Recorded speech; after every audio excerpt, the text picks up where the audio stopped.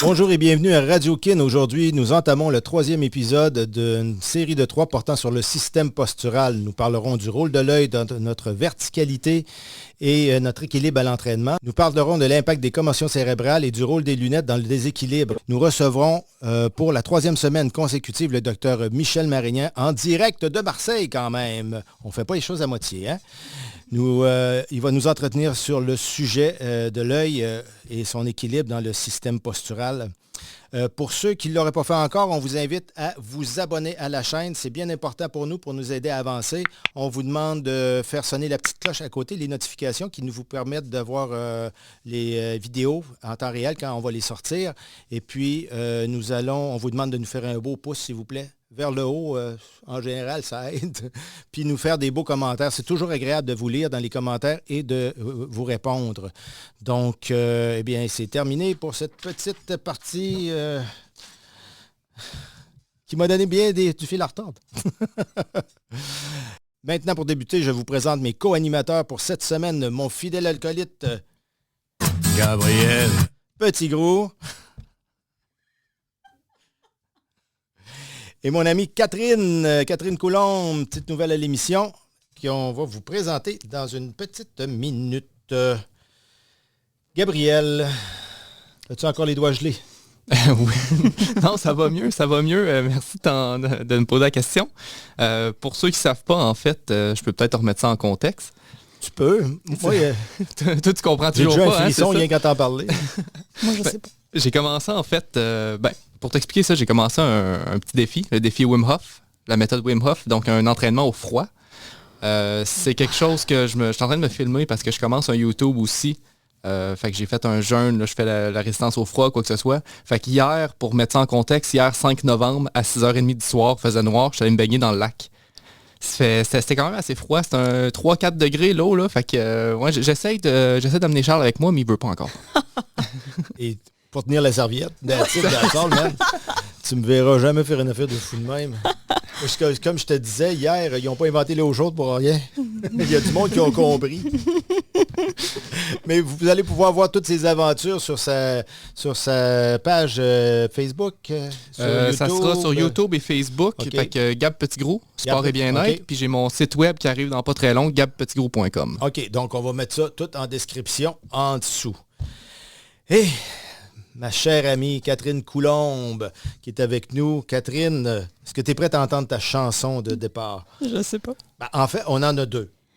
Oh là là. Donc, t'es gâté parce que c'est la première fois qu'on fait ça. Mais, écoute, j'étais ambivalent entre les deux. Il n'y a personne qui a eu le choix encore. Ah. Non. Surtout pas toi, hein? Surtout pas moi, non. Pas eu le choix de la durée non plus. En plus, tout ce que t'as, c'est un mot parce que sinon, parce que Laetitia, la femme de...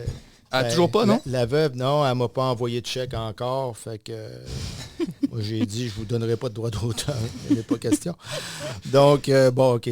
Trêve de plaisanterie. Et voilà ta toune. Catherine, le monde a changé. Les chasseurs sont du bon côté. Pas mal. Pas mal, hein? C'est bon. Pas mal. Attends de voir la deuxième. Oh! Vous nous écrirez dans les commentaires laquelle vous préférez. Hein? On est parti avec l'autre. C'est la chum de ma voisine, la chum de toutes les gars de l'usine. C'est la queen du boulevard, c'est une superstar. Sincèrement, je pense que c'est ma préférée entre les deux. Je suis sûr que nos amis français vont préférer celle-là aussi. Hein? Une belle toune québécoise. Québécoise, du vrai Québec. Comment tu traduis ça, toune à la française? Un son. Musicalité.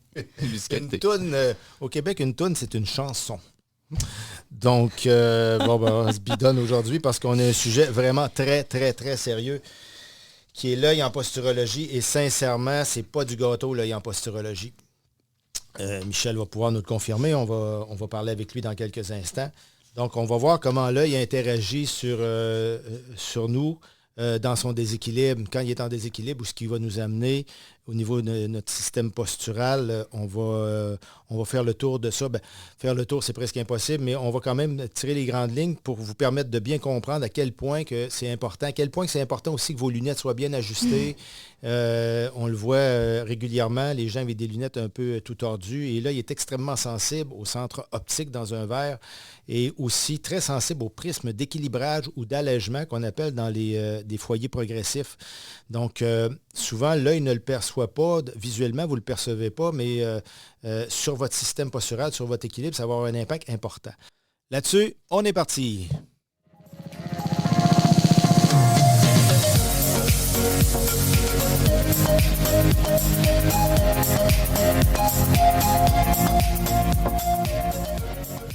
Avant de se lancer dans le sujet, je voulais savoir, Catherine, toi, ton parcours, puis qu'est-ce qui t'a mené à nous aujourd'hui? Qu'est-ce qui t'a amené à découvrir l'œil, à travailler avec ça ou peut-être pas travailler avec ça?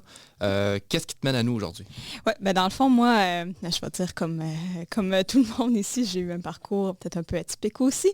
Fait que moi, j'ai commencé mes études académiques universitaires en ingénierie. Oh, OK, t'étais pas là-dedans du tout, là. Ouais, ça doit t'aider à comprendre ce qu'on essaie de décrire. Non, c'est ça. Très franchement, on fait tous on a tous un parcours un peu comme ça. Puis oui, c'est ça. En fait, réellement, les études en ingénierie, ça amène vraiment une base scientifique, une capacité d'analyse puis de compréhension. Puis je me rends compte que je m'en sers beaucoup, beaucoup aujourd'hui. Mais bref, donc, après l'ingénierie, je suis allée faire mon bac en kinésiologie. Ah, déjà, j'étais un peu plus... On est plus dedans. À Sherbrooke, je crois. Hein? Ah oui, j'ai fait ça à Sherbrooke. Mais bac en kinésiologie, moi, ce qui me passionnait vraiment profondément, oui, l'activité physique, j'ai toujours aimé ça, j'ai toujours bougé, mais c'est vraiment plus le volet... les blessures, je voulais aider les gens, mais je voulais les soigner finalement, là, pas juste les entraîner. Donc, d'où est arrivé en fait les études supérieures en exercice thérapeutique, ce qui m'a amené à être thérapeute. Ça va bien jusque-là. Mais encore, il manque un petit quelque chose. Là, au travers de tout ça, j'étais devenue entraîneur, je faisais du privé, du semi-privé. Je me suis en fait surtout spécialisée dans la course à pied. Comme entraîneur, j'ai donné des cours de course à pied pendant longtemps. Mais il manque encore un petit quelque chose. Je me rends compte que... L'éternelle insatisfaite. Exactement. Tu as un petit côté curieux, hein, très développé. Petit, oui. Mais c'est ça. Alors, je me rends compte que je sais, OK, c'est beau entraîner le monde, c'est beau les traiter. En fait, en réalité, j'avais même pas commencé réellement. Là. Je faisais juste mes études encore, mais on avait des cas cliniques, tout ça. Je commençais la pratique, puis je me rendais compte que, il me semble qu'il manque vraiment quelque chose. Et là, lors d'un congrès à Sherbrooke, est arrivé Charles Brière. Ah, c'est là que vous êtes rencontrés? Oui. Ah, c'est super. Alors, par hasard, une conférence sur la posturologie qui m'a beaucoup parlé. La toute première conférence à vie. Mais ça a semé une petite graine ici. Puis ouais, alors réellement, je suis allée voir Charles après sa conférence, m'a donné son numéro de téléphone. Pas pour ce que vous pensez, là. Non. Puis, je suis arrivée à Québec, en fait. Alors, c'est ça, moi, en réalité, j'avais même pas commencé ma pratique encore comme thérapeute, comme donc kinésiologue, qui faisait de la... Tu n'avais pas ton cabinet encore, rien. Tout juste, là. Okay. C'était en janvier 2016, puis première formation en posturologie en mars 2016. Ben oui. Petite cohorte, ça mais... ne nous rajeunit pas, ça. Mais finalement, là, il y avait l'élément manquant qui était le système nerveux, finalement. C'est vraiment ça. Donc, moi, tout le long de mes études, bon, on ne remonte pas jusqu'à l'ingénierie, là, mais en kinésiologie, en exercice thérapeutique, je me rends compte que le système nerveux, dans le contrôle du corps, il me semble que ça doit être à la base des choses. Le rôle du cortex cérébral dans toute la commande de cette mécanique-là. Oui, exact. Alors, c'est ça, avec Charles et Dr Marnia, finalement, là j'ai vraiment eu la pièce de puzzle manquante. Et là, j'ai commencé, c'est ça, au travers. Alors, je faisais ma pratique, ma clientèle. Alors, aujourd'hui, je suis vraiment... En fait, j'ai délaissé... Au début, là, je continuais quand même l'entraînement. Je donnais les cours de jogging, de course à pied. Mais j'ai délaissé tout ça avec les grossesses. Alors, j'ai eu 2 grossesses au travers et 24 heures dans une journée, ça manque. Donc, je me suis concentrée, j'ai vraiment démarré mon cabinet finalement là, à plein. Et là, je suis là-dedans à faire de la thérapie et en réalité, là, que de la posturologie réellement. C'est ou presque. Et les résultats, ils sont fantastiques. Mais en fait, la majeure partie de ma clientèle sont des sportifs. Ce sont des gens qui font toutes sortes d'activités physiques, du plus athlète au moins athlète. Puis les résultats qu'ils ont avec une correction posturale, avec un travail postural, c'est incroyable. Vous en avez déjà parlé, vous le constatez vous aussi. Oui, puis souvent, ces gens-là doivent s'en rendre compte quand ils vont au gym aussi, comment est-ce que tout change au niveau de la puissance qu'ils ont. Puis c'est vraiment la mécanique qui s'adapte vraiment, en fait, qui s'en va vers le mieux. Là. On enlève un boulet dans le sport. Ouais. On peut dire que tu étais vraiment une convaincue à la base parce que on s'entend, tu as changé de domaine comme c'est même pas similaire, là. C'est quelque chose de très rationnel avec un monde qui l'est peut-être un petit peu moins, même si on l'essaye de l'être. Mais ça l'est. C'est ça, je veux savoir, dans ta pratique, est-ce que toi, tu es quelqu'un qui va être plus cartésienne, qui va être plus comme calculé, que c'est plus, j'imagine que oui, hein? C'est ce qu'on recherche un peu aussi, du concret finalement. Oui. C'est ça, je trouve qu'il y a quelque chose de beau de voir que tu as passé carrément d'un monde à l'autre, puis que dès que tu es rentré dans thérapie, dans l'entraînement, tu t'es pas posé de questions, en fait. Tu es allé chercher des cours de plus, tu es allé te perfectionner, puis tu as commencé. Tu dis 2 grossesses, je savais pas trop quoi faire, puis tout, mais tu as rouvert ton cabinet pareil, puis tu as commencé, tu t'es lancé finalement. Oui. Ça a l'air qu'il faut le faire comme ça. Ça a l'air que c'est ça ne démarre jamais. Mais puis tu sais, j'en ai fait des erreurs là, au début. Je me remets dans mes patients en 2016 quand je commençais en posturo. Puis je leur disais, bon là, j'essaie quelque chose. On fait pas ça avec des nouveaux patients, évidemment. Mais donc, on en a fait des erreurs. Puis on en fait encore certainement. Mais il y a toujours à apprendre. Mais, la perfection n'existe pas. Non, mais là, il y a vraiment quelque chose de très concret, en fait, oui, et qui fonctionne à merveille. Cool, on est content de te recevoir aujourd'hui. C'est gentil de m'avoir invité, mais oui. Ça me fait bien plaisir d'être ici. Un grand plaisir. C'est un grand plaisir pour notre invité aussi de t'entendre parce qu'on sait que Michel a un petit faible pour Catherine quand même. C'est là qu'il faut mettre la chanson. Catherine, c'est la chum de ma voisine, la chum de tous les gars de l'usine. Ouais. On va repasser la tune. J'ai hâte d'avoir l'opinion. D'avoir l'opinion de Michel là-dessus. OK. Bonjour, docteur Marignan. Comment allez-vous? Je vais très bien, merci. Et bonjour à toutes et à tous. Et encore merci pour votre bonne humeur. Aujourd'hui, c'est un peu pire que les autres enregistrements, je pense. On est un petit peu euphorique. On va parler de l'œil aujourd'hui, Michel, et vous savez à quel point c'est complexe l'œil. Et puis, j'avais en première question pour vous, pourquoi l'œil n'est pas un entrée posturale? Alors Charles, je te remercie de me poser des questions pièges. Alors, l'œil n'est ni une entrée posturale, ni pas une entrée posturale. Mm-hmm. Puisque ce qui est une entrée posturale, c'est l'information fournie par l'œil. Quand je dis l'information, ce sont les informations. Mm-hmm. Alors, on pourrait parler pendant des heures des entrées posturales en provenance de l'œil. Ça nous prendrait 4 heures ou 5 heures. Donc, je ne pense pas que ce soit le but de votre émission. On peut, mais on va perdre beaucoup d'auditeurs. Pour être synthétique, on pourrait dire que l'œil est un organe qui fournit 2 types d'informations posturales.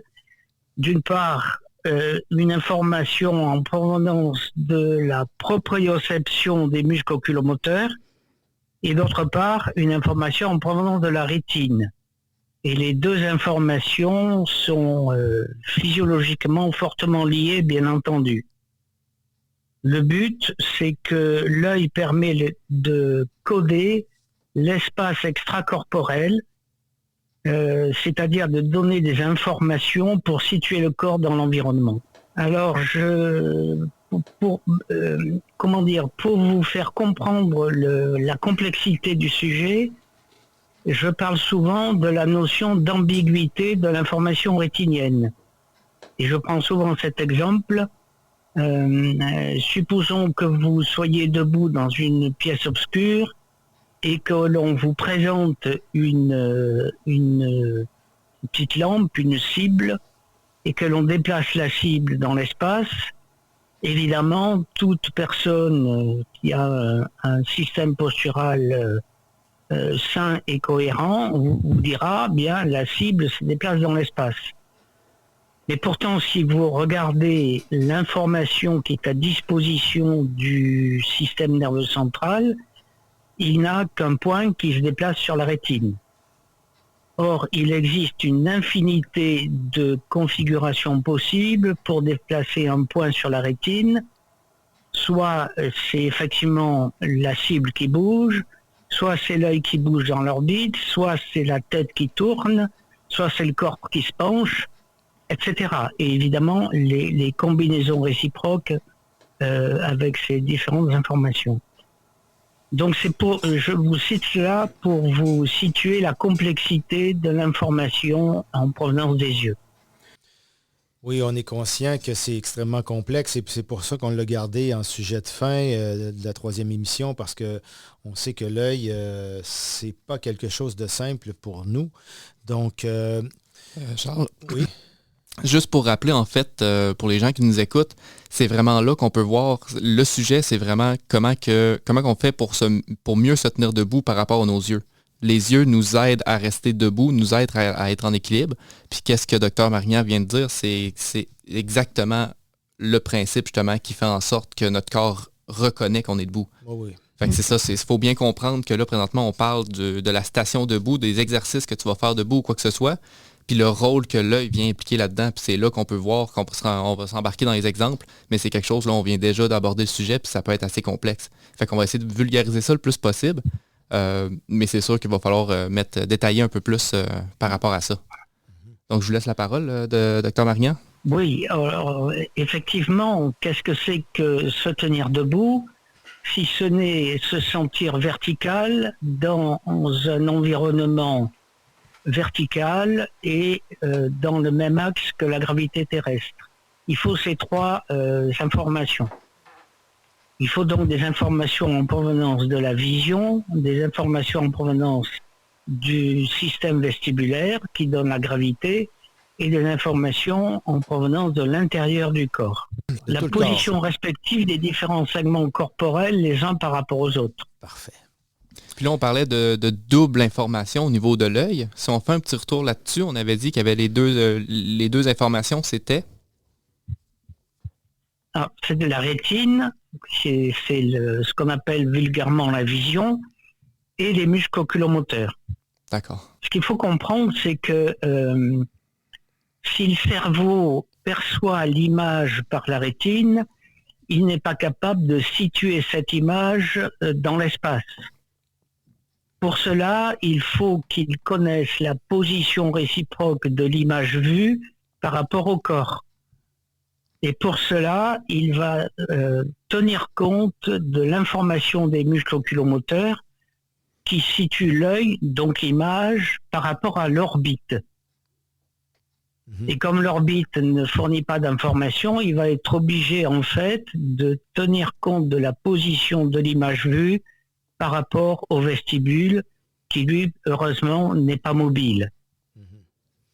Alors, je sais que ça paraît un petit peu compliqué. Ça paraît pas, c'est compliqué. Peut-être pas pour vous. Moi, je voudrais savoir... C'est pour Catherine, la complexité. Oui, oui, merci. Catherine, c'est sûr qu'elle a tout compris, elle. Donc. Bon, ça va. Mais moi, ce que je voulais savoir, Dr Marignan, à partir du moment où on a des lésions au niveau de l'œil ou au niveau du cortex cérébral où se dirige l'image ou le mouvement de l'image, on va avoir des instabilités ou des problèmes d'instabilité à ce moment-là.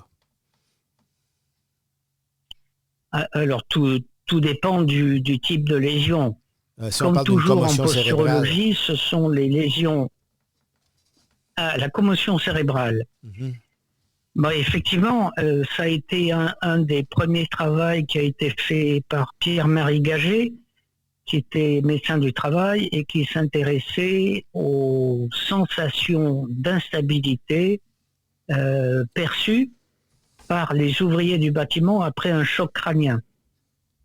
Et évidemment, la grosse difficulté, c'était de savoir si ces patients étaient des simulateurs, en disant docteur, je ne peux pas travailler, j'ai des vertiges, ou s'ils avaient un réel problème physiologique. Et comment ils faisaient pour déterminer? Alors évidemment, une fois qu'on a dit ça, oui, alors effectivement, il est impossible de prouver que quelqu'un a une instabilité ou pas, c'est un ressenti. Exactement. On ne peut pas le mesurer.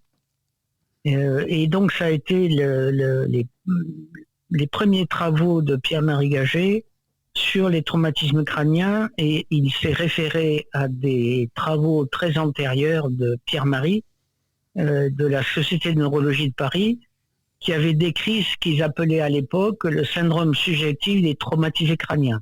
Okay.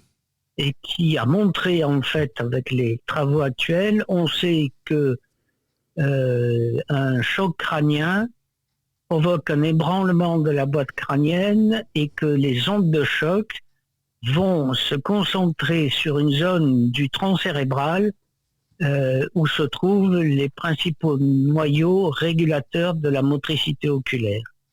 Oui. D'où cette sensation d'instabilité difficile à prouver cliniquement. Est-ce que ça peut être réversible, ces lésions-là, au niveau des noyaux vestibulaires ou du colliculus?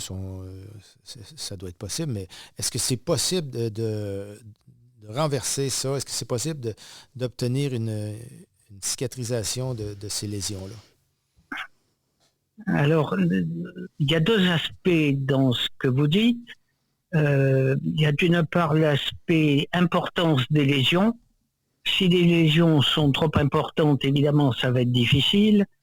Mais le deuxième aspect, c'est ce qu'on appelle les vicariances. Les vicariances, c'est la possibilité d'utiliser d'autres entrées posturales pour suppléer à l'entrée déficiente. Alors ça, c'est une question de rééducation et de réadaptation. Parce qu'un exemple qu'on pourriez nous parler, mais c'est comme les gens qui sont aveugles, ils n'ont aucune information visuelle, donc ils sont obligés de se fier aux autres entrées posturales pour pouvoir se tenir en équilibre. Alors effectivement, c'est un bon exemple. Là encore, tout dépend s'il s'agit d'un aveugle de naissance ou d'une cécité acquise. Quand c'est un sujet qui est aveugle de naissance, et bien entendu, il a développé ses stratégies d'équilibration à partir des autres entrées posturales. Si c'est une cécité acquise, eh bien, il va falloir effectivement un certain temps pour donner des poids sensoriels différents aux autres entrées pour arriver à obtenir un contrôle postural efficace. OK. Gabriel? Oui, donc si je comprends bien, au sujet des commotions et des chocs, des lésions, en fait, c'est que souvent, le choc va arriver dans une zone qui est plus sensible, qui est plus sujet à être lésionnelle, j'imagine, pour les commotions, puis c'est la zone qui est en rapport avec les yeux, j'imagine, c'est ça? Oui, c'est absolument ça. C'est au niveau du tronc cérébral, de certains noyaux,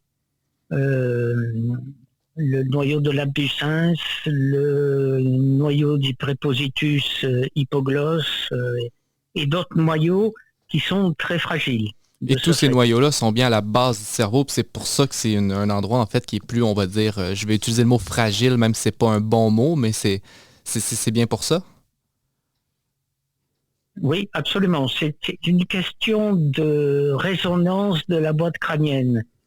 Quand il y a un choc sans fracture, l'énergie doit se dissiper et elle va se concentrer dans cette zone-là.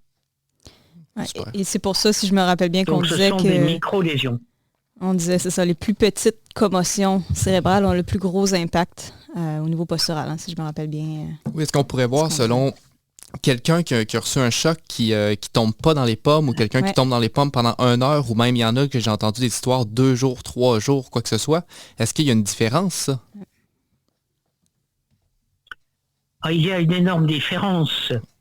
Gagé avait montré que les instabilités d'origine posturale ne survenaient que pour des pertes de connaissance inférieures à 1 heure.